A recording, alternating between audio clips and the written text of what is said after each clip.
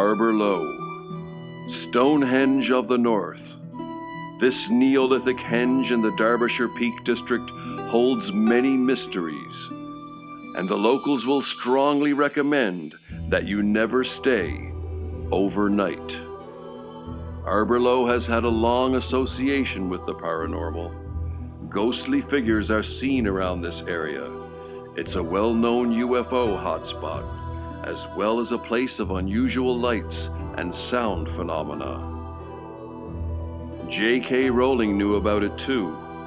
Those familiar with Harry Potter will remember the Boggart, a shape-shifting creature that takes the form of the thing you fear the most.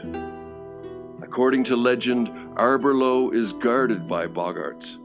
From time to time, Boggarts have been seen wandering about at night. The area has long since been avoided, especially at night. In English folklore, Boggarts are short, hairy, malevolent humanoid creatures. They are known to frighten horses so as to make them drop their rider, or even to abduct small children. The field boggart may possess magical powers. One was buried with a stake through his heart, and yet returned to life to harm his murderers in a form that had glowing red eyes. It was probably understood that people were buried here, as it was widely regarded as haunted. In Romances of the Peak, W.M. Turner says that, coming away from Arbor Low after a visit in 1897, he accosted a young herdsman tending some cattle and asked him if he knew how it came there and what its purpose was. The herdsman said he could not tell. He only knew what the old people had told him, that it had been there undisturbed for generations. That was all. Except there might have been a battle there and people buried all about the place.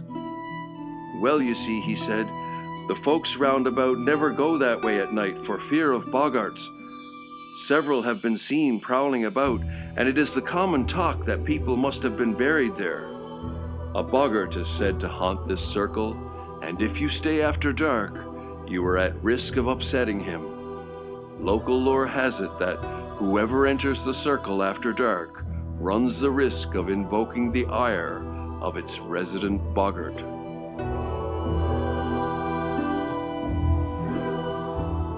Near the three largest stones at the center of the circle, human skeletons were found during excavation of the Cove in 1901.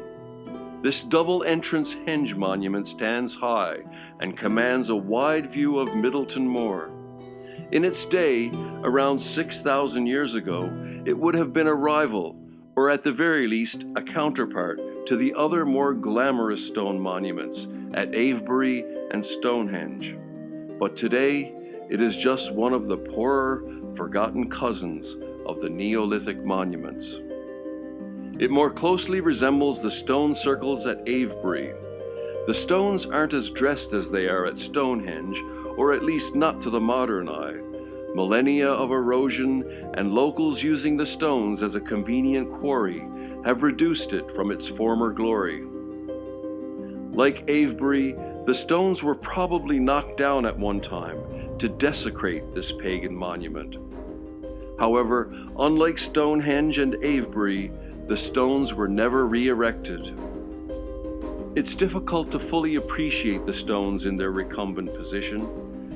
Whether they ever stood upright is a matter of debate. All but one, which leans at a shallow angle, have lain flat on the ground since the monument was first described in 1761. Writers in 1783 and 1824 cite local men as having said that within living memory, or that of their fathers, the stones had stood upright. Excavation has failed to reveal any sockets cut into the limestone to hold them, but this could also explain why they fell over in the first place. Arbor Low has never been properly investigated. There was some excavation work done in 1901, but most of what we know about it is by comparing it with better studied sites elsewhere. It would have been an even more impressive sight in its day, with fresh white limestone and steep sheer sides. Today, erosion and the growth of grass have obscured what this impressive monument would have been. The earthworks are substantial, and they would have taken considerable time to build, probably generations. Perhaps the cooperative acts of construction were as socially important as the monuments themselves. The limestone ridge of Arbor Low would have been visible for many miles around, although the view of whatever took place inside would have been restricted to those standing on its bank.